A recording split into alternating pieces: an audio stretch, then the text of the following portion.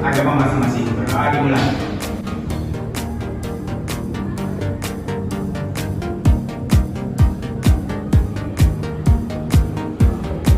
Berdoa selesai. Oke, sebelum kita masuk ke materi nih. Oke, kita baca dulu ya, anak-anak. Ya.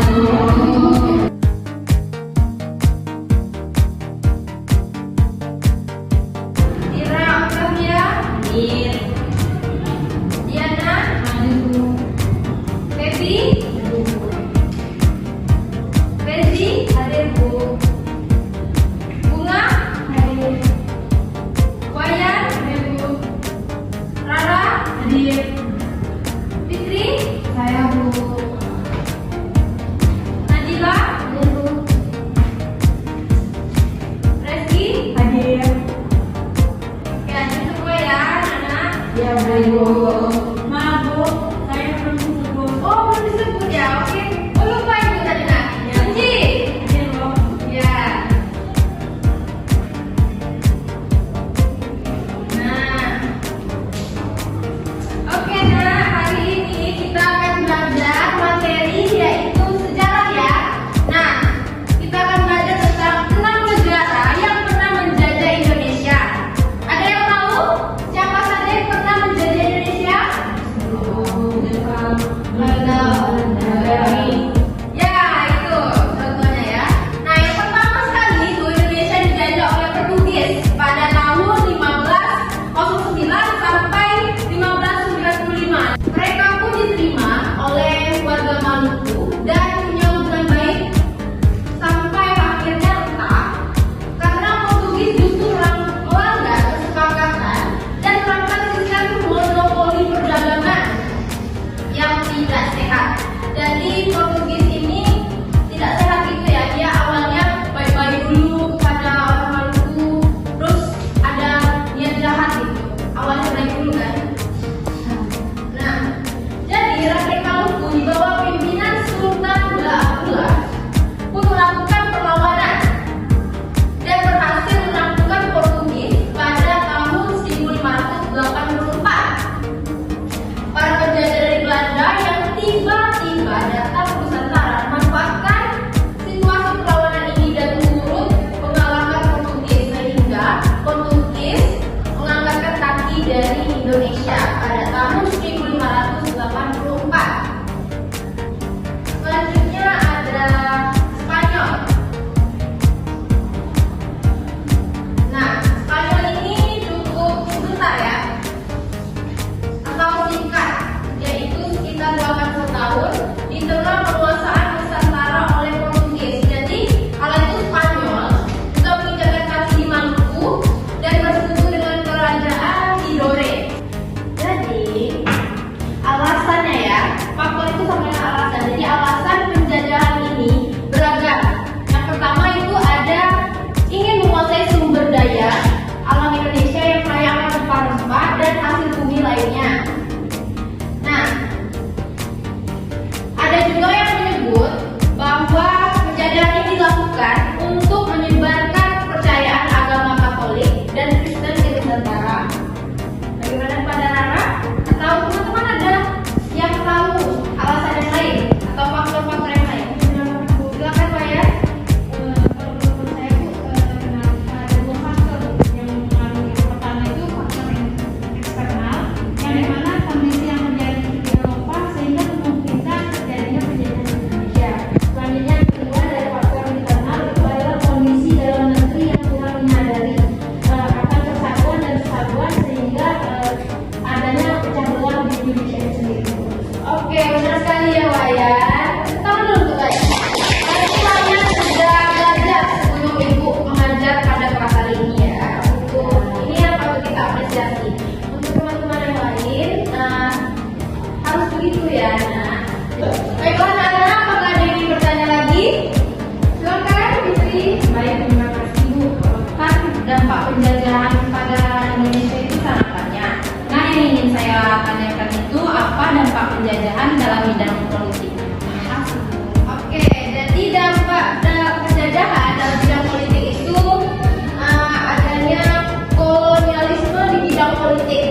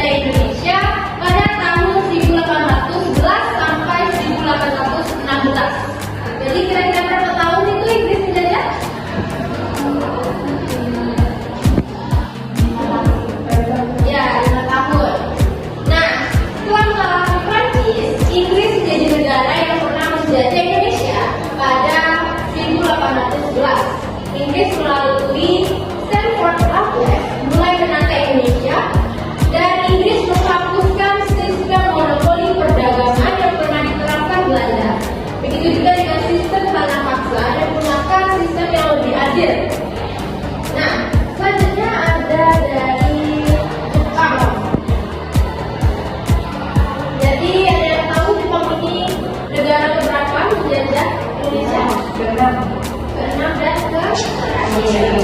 Oke. Nah, Jepang masuk ke Indonesia pada tahun 1942 sampai 1945. Jadi singkat sekali ya, Jepang ini menjajah Indonesia. Nah, usai kekalahan di rangkaian Perang Dunia II, Belanda pun angkat kaki dari Indonesia. Dan Jepang mulai mengambil alih dan berjanji akan memerdekakan negara Indonesia. Nah, materi kali ini yang kita akan bahas adalah tentang persiapan kemerdekaan. Nah, sebelum itu anak-anak kalau ingin pergi ke tempat acara, anak-anak perlu persiapan atau dandan nggak?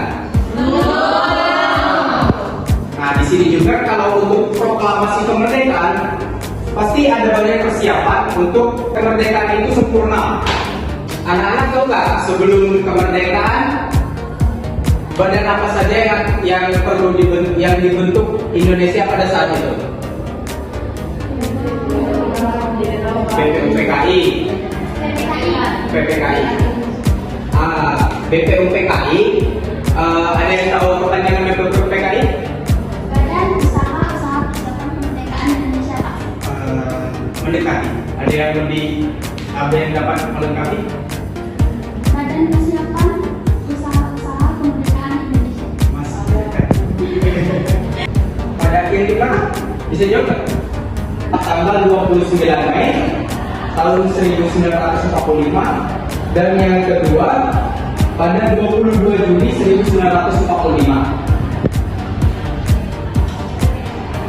Oh, diralat Juni bukan Juli.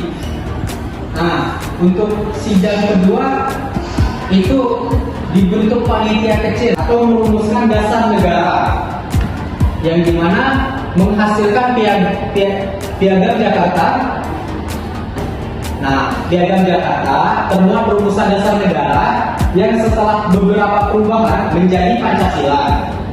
Nah, kemudian untuk sidang kedua yang diadakan oleh BPUPKI itulah merumuskan Undang-Undang Dasar Negara kita. Nah, untuk berikutnya berita kekalahan Jepang. Mengetahui berita kekalahan Jepang, BPUPKI dibubarkan dan pembentukan kepanitiaan baru. Ada yang tahu panitiaan baru itu apa? Saya Silakan. PPKI, Pak. Ada yang tahu kepanjangan juga dari PPKI? Panitia Persiapan Kemerdekaan Indonesia. Betul sekali. Nah, Presiden pertama kita, Insinyur Soekarno dan Muhammad Hatta untuk mendeklarasikan kemerdekaan saat itu juga atau paling lambat pada 16 Agustus 1945. Namun pada saat itu Soekarno menolak untuk memproklamasikan kemerdekaan pada tanggal 16 Agustus. Sementara itu, golongan muda menganggap Indonesia sudah cukup kuat untuk menyatakan kemerdekaannya. Setelah rapat dilakukan, di situ juga ada golongan tua yang ikut juga untuk menguatkan agar kemerdekaan Indonesia secepatnya untuk diproklamasikan. Ada yang ingin ditanyakan tentang BPUPKI dan PPKI? Sudah jam 10:30. Menurut Bapak sampai sini saja pertemuan kita pada pagi hari ini. Untuk yang peristiwa Rengas Dengklok dan rumah Islam atau rumusan naskah proklamasi bisa anak-anak cari di rumah masing-masing.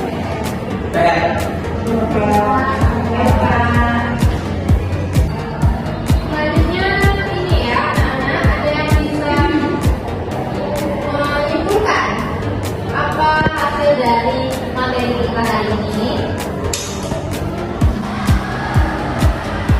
Ada yang bisa menyimpulkan? Silakan. Oke, Reski silakan. Ini Bu menyimpulkan sedikit dari penjelasan yang disampaikan Ibu tadi, yaitu tentang penjajahan yang ada di Indonesia. Itu ada 6 negara, yang pertama itu ada Portugis, di mana itu dari tahun 1509 sampai 1555. Yang kedua itu ada negara Spanyol dari tahun 1521 sampai 1529. Dan negara yang ketiga itu ada negara Belanda, yaitu 1602 sampai 1962. Yang keempat itu ada Prancis, yang dimana tahun 1806 sampai 1811. Yang kelima ada Inggris, 1811 sampai 1816. Yang keenam ada negara Jepang, yaitu 1942 sampai 1945. Yang dimana dijumlahkan Indonesia itu dijajah oleh negara-negara itu selama 497,5 tahun. Oke.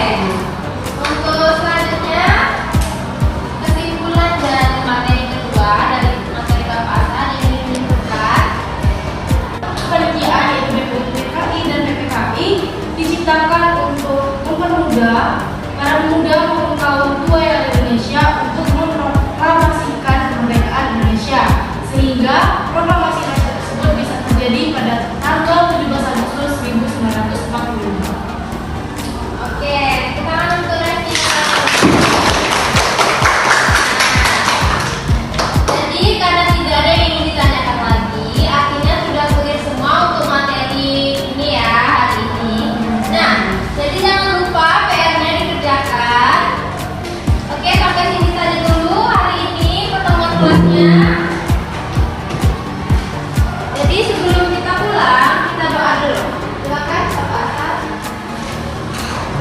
Sebelum kita pulang, ada baiknya kita berdoa menurut agama masing-masing. Berdoa mulai.